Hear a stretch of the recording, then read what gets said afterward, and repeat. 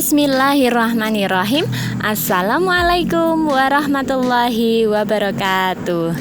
Alhamdulillah. Bagaimana kabarnya hari ini anak-anak? Sehat semuanya kan? Alhamdulillah. Nah anak-anak, pada pagi hari ini kita akan melanjutkan kegiatan belajar kita pada mata pelajaran fikih di kelas 2. Minggu lalu kita sudah belajar tentang sholat fardu kan? Kita sudah belajar tentang apa saja pengertian sholat. Masih ingat? Ya, apa itu sholat? Bagaimana pengertiannya secara bahasa? Bagaimana pengertiannya secara istilah? Kemudian apa saja syarat wajibnya? Apa saja syarat sahnya? Juga rukun-rukunnya. Nah, kali ini kita akan kembali melanjutkan kegiatan belajar kita tentang sholat fardu. Tapi sebelum kita lanjutkan belajarnya, kita awali dulu dengan membaca basmalah ya. Bismillahirrahmanirrahim. Nah teman-teman, sekarang kalian bisa buka bukunya di halaman 100. Hari ini kita akan melanjutkan kegiatan belajar kita tentang sunnah-sunnah sholat. Kemudian hal-hal yang membatalkan sholat dan juga bacaan dan gerakan sholat. Teman-teman sudah siap kan? Ya, sambil dibuka bukunya halaman 100, yang pertama kita akan belajar tentang sunnah-sunnah sholat. Teman-teman masih ingat apa itu artinya sunnah? Ya, betul sekali. Sunnah artinya perbuatan atau amalan yang apabila dikerjakan kita akan mendapatkan pahala. Tapi jika amalan atau perbuatan itu tidak kita kerjakan, maka kita tidak mendapat dosa, jadi tidak apa-apa dikerjakan. Hanya saja kalau kita mengerjakannya, kita akan mendapat pahala. Wah, bagaimana? Senang kan kalau kita mendapat pahala tambahan? Pahala kita tentunya akan semakin tambah banyak. Nah teman-teman, untuk sunnah-sunnah sholat yang pertama ya, yaitu mengangkat kedua tangan ketika takbiratul ihram. Teman-teman tahu kan apa itu artinya takbiratul ihram? Masih ingat? Takbir yang pertama kita lakukan ketika sholat itu namanya takbiratul ihram. Nah sambil membaca Allahu Akbar, kita angkat kedua tangan kita, itu kita akan mendapatkan pahala sunnah. Kemudian yang kedua, mengangkat kedua tangan ketika bangun dari rukuk. Jadi ini adalah gerakan i'tidal. Kita rukuk kemudian sami Allahu liman hamidah sambil mengangkat kedua tangan. Ini juga sunnah sholat. Kemudian berdiri dari rukuk ya. Ketika kita sudah rukuk kemudian bangun untuk i'tidal, dan kita akan mengerjakan gerakan selanjutnya yaitu sujud.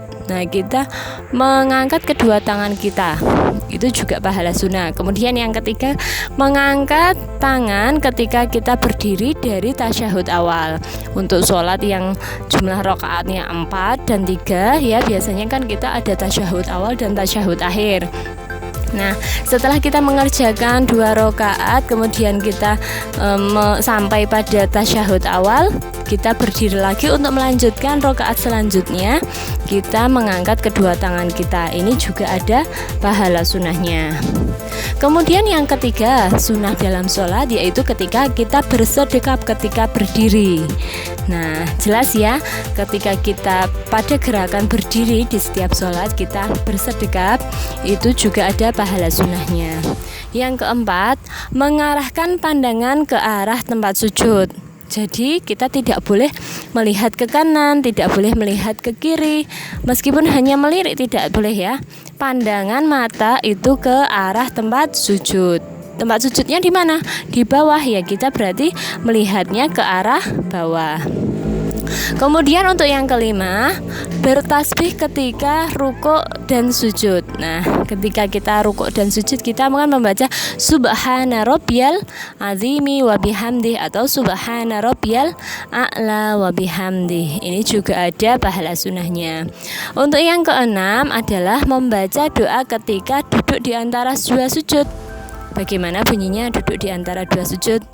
Rabbi ufirli warahamni wajburni dan seterusnya, itu juga pahala sunnah. Yang ketujuh yaitu membaca salam yang kedua. ya. Kalau salam pertama itu termasuk rukun dalam sholat. Untuk salam yang kedua sunnah sholat. Salam pertama itu menoleh ke kanan dan salam kedua menoleh ke kiri. Nah teman-teman, itu adalah sunnah sholat. Kemudian ada lagi untuk sunnah sholat itu yaitu membaca doa iftitah, itu juga termasuk sunnah sholat. Kemudian untuk hal-hal yang membatalkan sholat, ini ada banyak sekali ya. Kalau sholat kita batal itu artinya sholat kita belum diterima Allah ya. Jadi hati-hati, kita harus benar-benar memperhatikan supaya sholat kita sah, bisa diterima oleh Allah. Yang pertama, hal-hal yang membatalkan sholat adalah meninggalkan salah satu rukun sholat atau memutuskan rukun sebelum sempurna dilakukannya. Contohnya seperti ini. Rukun sholat, kemarin kita sudah belajar tentang rukun sholat, yaitu ada 13 poin, yaitu niat. Yang kedua berdiri, 3 takbiratul ihram. Yang keempat membaca surah Al-Fatihah. Yang kelima rukuk. Kemudian 6 iktidal, sujud, duduk di antara dua sujud, duduk tasyahud, akhir membaca tasyahud, membaca sholawat, membaca salam dan juga tertib. Nah, misalnya begini. Ketika kita mau mulai sholat, kita lupa tidak niat. Nah, kita tidak membaca niat baik dengan lisan maupun di dalam hati ya. Begitu masuk masjid misalnya tahu-tahu langsung takbir. Nah, kita meninggalkan salah satu rukun sholat yaitu niat, maka sholat kita tidak diterima Allah, tidak sah, jadi batal sholatnya. Oke. Kemudian contoh memutuskan rukun sebelum sempurna dilakukan, misalnya pada rukun sholat itu kan ada salah satu rukun yaitu rukuk dengan tumak ninah. Kemarin apa itu tumak ninah artinya? Tumak ninah artinya adalah berdiam sejenak, diam sejenak. Nah, kalau kita rukuk cepet-cepetan ya kan, rukuknya hanya sekejap saja, sak ketiban mata. Nah, itu berarti kurang sempurna dalam mengerjakannya ya. Itu memutus rukun namanya. Berarti itu akan membatalkan sholat kita. Kemudian yang kedua, tidak memenuhi salah satu syarat sholat. Ya, syarat sholat kemarin ada syarat wajib, juga syarat syah. Misalnya kita sholat tapi dalam keadaan masih terkena najis, baju kita atau tempat sholat kita ada najisnya, maka hal ini juga akan membatalkan sholat. Yang ketiga, berbicara dengan sengaja. Ini jelas sekali ya teman-teman. Ketika kita sholat, kok kita berbicara, yang dibaca itu bukan bacaan-bacaan dalam sholat, maka sholat kita juga akan menjadi batal. Yang keempat, banyak gerakan. Tentunya gerakan-gerakan ini adalah gerakan yang dilakukan selain gerakan sholat. Kakinya bergerak-gerak terus, padahal kalau sholat kan kaki berdiri terus nggih, kakinya lurus, tidak gerak ke kanan, tidak gerak ke kiri, tidak diangkat-angkat. Nah, ini banyak gerak, itu juga menyebabkan sholat kita batal. Kemudian yang kelima, hal-hal yang membatalkan sholat adalah makan atau minum. Jelas sekali, masa iya kita mau sholat sambil makan atau minum? Padahal kalau kita sholat itu kan kita menghadap Allah nggih. Maka kita harus melakukannya dengan sungguh-sungguh. Tidak boleh dilakukannya sambil gojek, tidak boleh disambi-sambi dengan pekerjaan yang lainnya. Kemudian yang nomor 6, hal-hal yang membatalkan sholat adalah menambah gerakan sholat. Nah teman-teman, gerakan dalam sholat itu kan sudah diatur, sudah ada ketentuannya, tidak perlu ditambahin ya. Biar apa misalnya, biar sholatnya tambah lama, gerakannya ditambahi, tangannya dibawa ke samping kanan kiri. Nah itu tidak ada tuntunannya seperti itu. Nabi Muhammad kan tidak mengajarkan sholat seperti itu, maka kita tidak boleh menambah gerakan ketika sholat, malah sholatnya nanti bisa menjadi batal. Yang ketujuh, hal-hal yang membatalkan sholat adalah tertawa. Ya, ketika sholat kita tidak boleh tertawa ya, sampai giginya kelihatan apalagi. Nah ini sholatnya bisa jadi batal. Teman-teman harus ingat itu nggih, sholat harus dilakukan dengan khusyuk, sungguh-sungguh.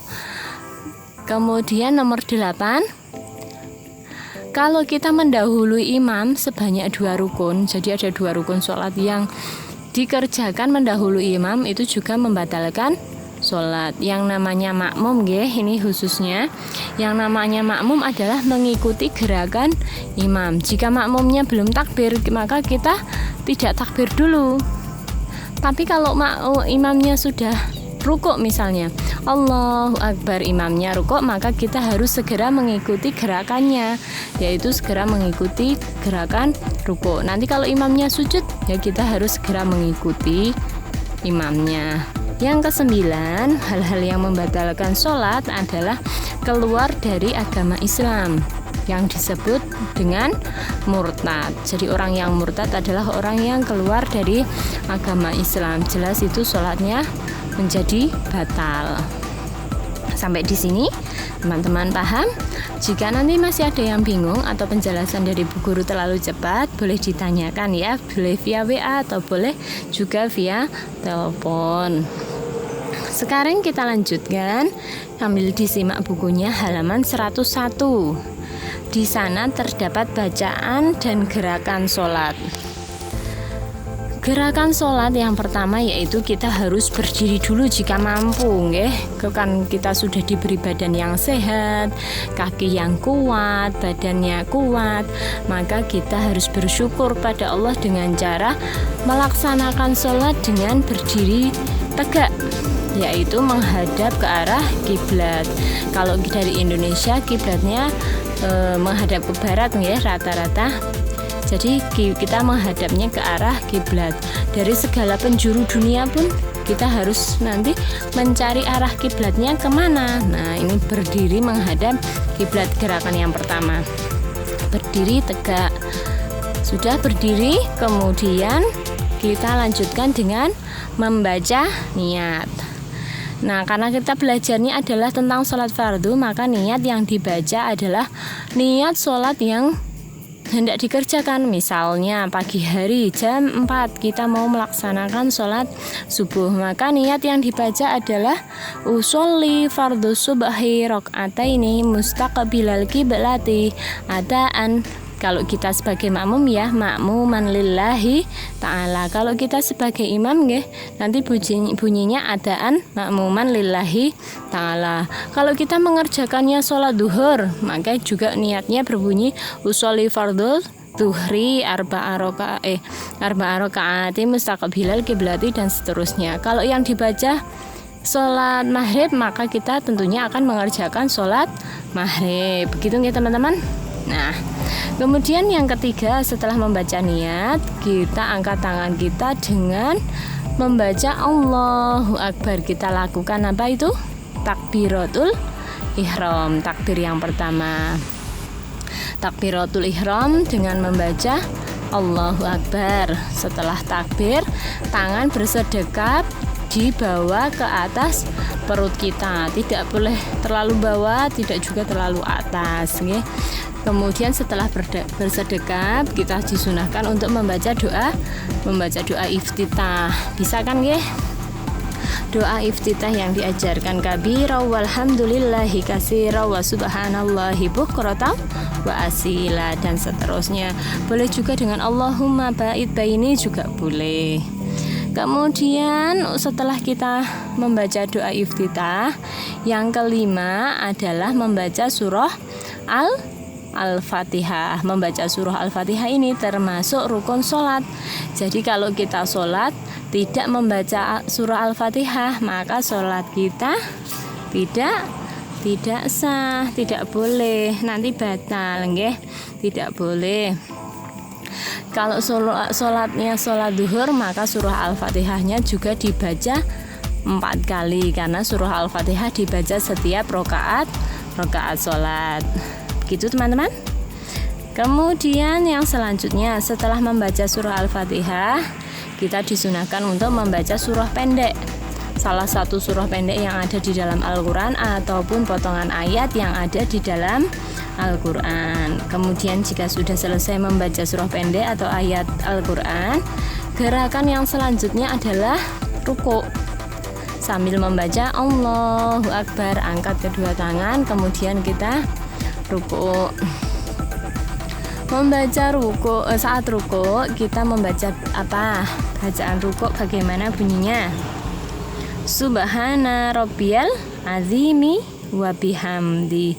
Disunahkan untuk dibaca sebanyak 3 kali. Subhana rabbiyal azimi wa bihamdi. Subhana rabbiyal azimi wa bihamdi. Subhana rabbiyal azimi wa bihamdi. Nah, seperti itu nggih. Kemudian jika sudah membaca bacaan ruku 3 kali, kita bangun dari ruku. Namanya gerakan iktidal, bangun dari ruku ya. Sambil membaca Sami Allahu liman hamidah. Nah,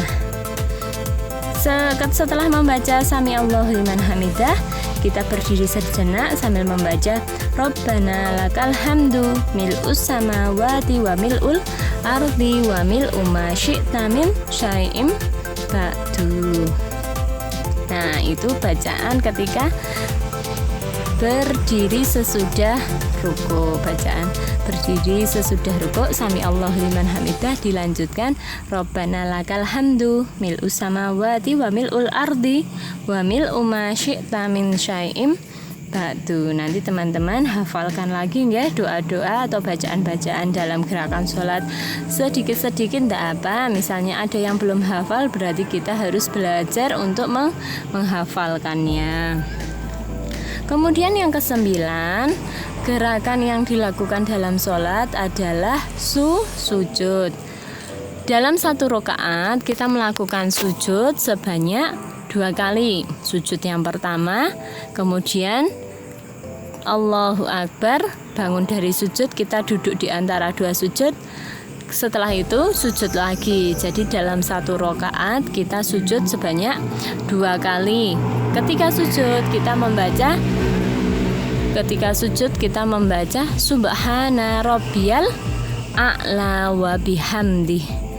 Bacaan sujud ini juga dibaca sebanyak 3 kali sunahnya ya. Subhana rabbiyal a'la wa bihamdi. Subhana rabbiyal a'la wa bihamdi. Subhana rabbiyal a'la wa bihamdi. Setelah 3 kali membaca bacaan sujud, kemudian kita bangun dari sujud, kemudian duduk di antara 2 sujud. Sambil membaca apa? Duduk di antara 2 sujud.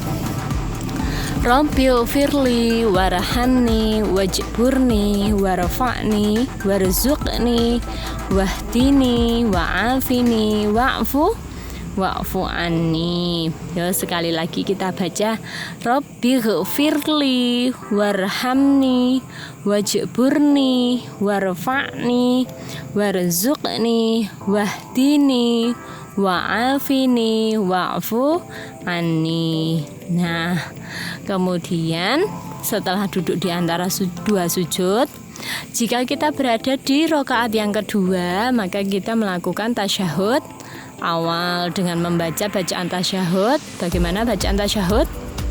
At-tahiyatul mubarakatus sholawatut thayyibatu lillah. Assalamu alayka ayyuhan nabiyyu wa rahmatullahi wa barakatuh. Assalamu alayna wa ala ibadillahis sholihin. Jangan kebalik nggih. Yang pertama adalah assalamu alayka. Assalamu alayka ayyuhan nabiyyu wa rahmatullahi wa barakatuh. Kemudian yang kedua assalamu alayna. Assalamu alayna wa ala ibadillahi sholihin. Kemudian dilanjutkan membaca syahadat asyhadu an la ilaha illallah wa asyhadu anna muhammadar rasulullah. Kemudian sampai pada sholawat Nabi, Allahumma sholli ala sayyidina Muhammad wa ala ali sayyidina Muhammad. Setelah tasyahud awal, kita lanjutkan pada rakaat yang ke-3 sampai yang ke-4 nanti ya, dan diakhiri dengan duduk tasyahud akhir. Pada tasyahud akhir ini kita membaca bacaan tasyahud yang lengkap ya. Jadi sampai nanti dilanjutkan pada Sama seperti bacaan tasyahud awal, dilanjutkan sholawat Nabi, Allahumma sholli ala sayyidina Muhammad wa ala ali sayyidina Muhammad. Kemudian kama sholaita ala sayyidina Ibrahim wa ala ali sayyidina Ibrahim wa barik ala sayyidina Muhammad wa ala ali sayyidina Muhammad kama barakta ala sayyidina Ibrahim wa ala ali sayyidina Ibrahim. Terakhir, fil alamina innaka hamidum majid. Itu bacaan terakhir dalam tasyahud. Setelah membaca tasyahud akhir selesai, gerakan selanjutnya adalah tengok kepala ke kanan, tengok kepala ke kiri. Nah, namanya gerakan salam ya. Sambil membaca Assalamualaikum warahmatullah. Tengok ke kanan dulu yang pertama. Ini rukun sholat. Kemudian yang kedua tengok ke kiri. Ini termasuk sunnah sholat. Assalamualaikum warahmatullahi wabarakatuh. Jangan kebalik nggih. Bu Ima ulang lagi. Untuk gerakan salam, tengok kepala ke kanan yang pertama itu termasuk rukun sholat. Kemudian untuk salam yang kedua, tengok ke kiri itu termasuk sunnahnya sholat. Gitu teman-teman nggih. Nah, alhamdulillah hari ini kita banyak belajar tentang sholat fardu, yaitu tentang sunnah-sunnah dalam sholat fardu, kemudian hal-hal yang membatalkan sholat fardu, juga bacaan dan gerakannya sholat fardu. Nah teman-teman jangan lupa nggih, kita harus selalu memperbaiki bacaan dan gerakan sholat kita supaya kita semakin sholih dan sholihah, supaya disayang sama Allah ya. Nah jangan lupa, kalau ada yang belum hafal Bu bacaan sholatnya, ya marilah kita belajar, berusaha untuk menghafalkannya sedikit demi sedikit. Membaca dulu yang banyak ya, sering-sering dibaca bacaannya, kemudian insya Allah nanti akan semakin hafal. Kemudian untuk gerakan sholat juga seperti itu. Maka kalau ketika kita sholat masih banyak gerak, coba sekarang dikurangi ya, kan sekarang sudah tahu kalau kita banyak gerak ketika sholat kita berbicara, tertawa ya kan, itu akan membatalkan sholat kita. Kalau sholat kita batal kan berarti tidak diterima Allah nggih. Nah teman-teman, begitu kegiatan belajar kita hari ini. Jangan lupa untuk ke halaman 105 sampai dengan 106 yang latihan 2 nanti bisa dikerjakan sendiri secara mandiri. Boleh juga dibantu oleh orang tua, ayah atau ibu, juga kakak nggih. Kemudian nanti dikirimkan kepada Bu Guru via WA. Cukup sekian kegiatan belajar kita tentang sholat fardu. Apabila ada yang belum jelas boleh ditanyakan.